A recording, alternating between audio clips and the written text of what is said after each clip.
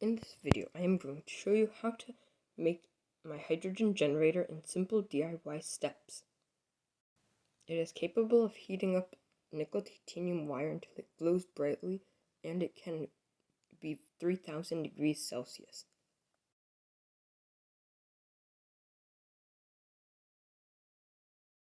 Okay, I've 3D printed up the parts and removed the supports. So here we have the top, the spacer for the side, spacer for the bottom. Then we have the top. Here it has a hole for wires to come out. And then there's this like little indent. And that's because when you put in the wire, then it like sticks out. So I have to like bend it backwards. And then here's the chamber where the gas is going to escape.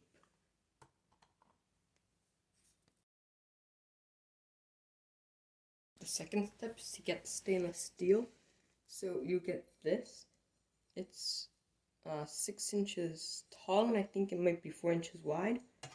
Then we have this, which is also 6 inches long, but it's like 2 inches wide, or maybe this one might be 3, I don't know. And then you can get stainless steel sheet. I'm just putting this one here to show you that you need it, but the one that I'm actually using is like twice the thickness, because you're gonna have to weld this to this. So then for this one, before I use it, I'm also gonna sand the outside because it comes out, it's kind of grimy looking. This one looks shiny, so I don't really need to sand it. But when you're sanding this one, you're gonna have to go in a grid pattern. So you press it up and down, and then you go side to side, which is gonna make it so that the bubbles don't stick to it. A good tip to do is to try to see if the stainless steel is magnetic, because if the stainless steel is magnetic, that means that it's very low quality, which you can see my stainless steel is not magnetic. So that means that it's good quality stainless steel and it won't oxidize. So the next step is going to be to seal these 3D printed parts because they have leaks. So when the 3D printer spins, it goes like this, and then it stops to go somewhere else, and then that can leave seams like here. These and those leak.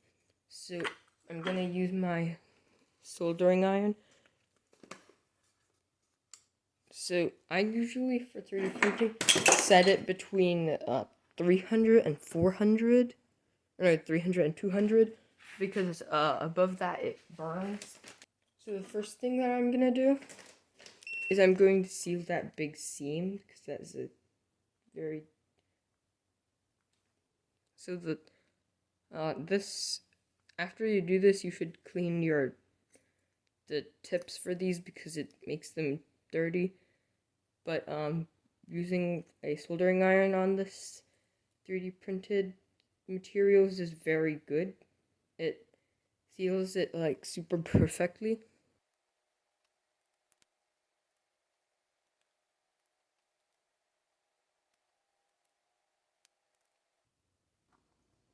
So the next step is going to be to glue this here. So here's a clump.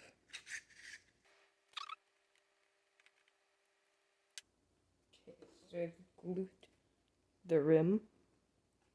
Now I'm going to insert this on top.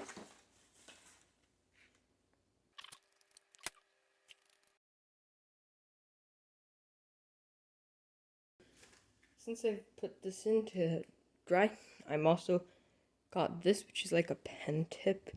They like put this on the pen. It's like from some kind of DIY craft thing down. So now I'm going to glue this into this spot, and that's going to be the nozzle. Pretty sure it might be able to run from this nozzle, but it's better to do it from another nozzle, because then it's safer from flashbacks.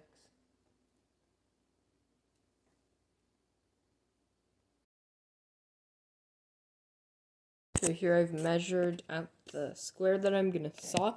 Like all the like mechanical saws are not strong enough to get this thick metal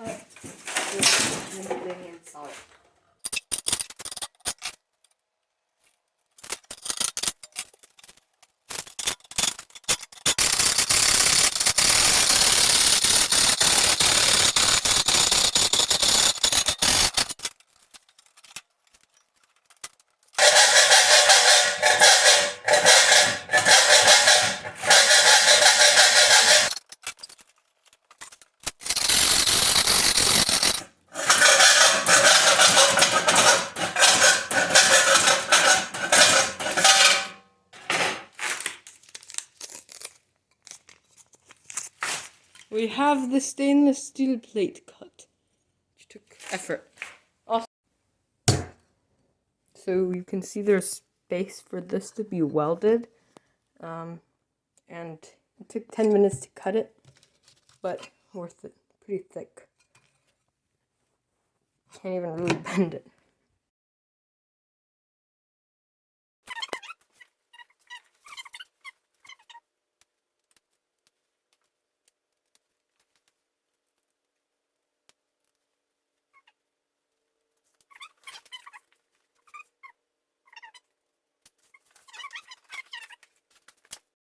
Okay, so I'm gonna weld everything. So I have my welding board.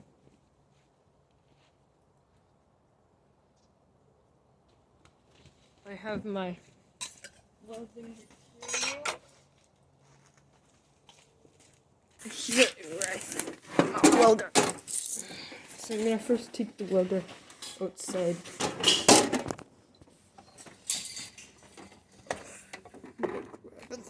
I've got the welding mask on. I've put on my boots. So I brought also this anvil so that I can not burn it.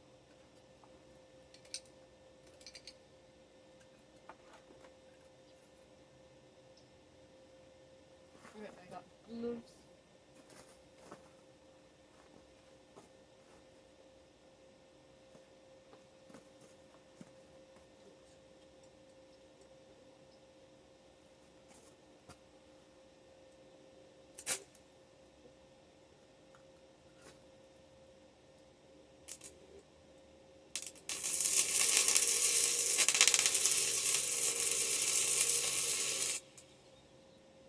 Okay, so now I've connected them, and I'm going to do that on both sides before I work there.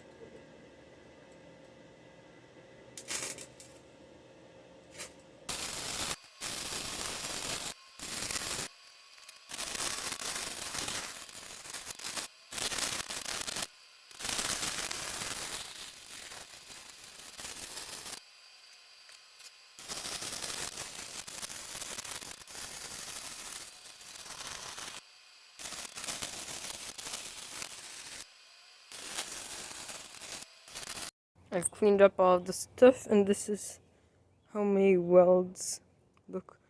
They're a bit beady, but that's because they like went over the more original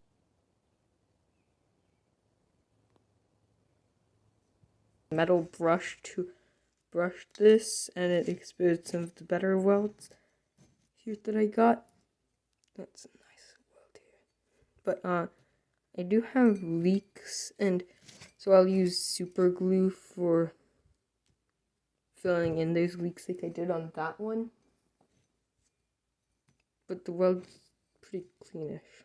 Also, this thing that's supposed to go inside of here doesn't fit.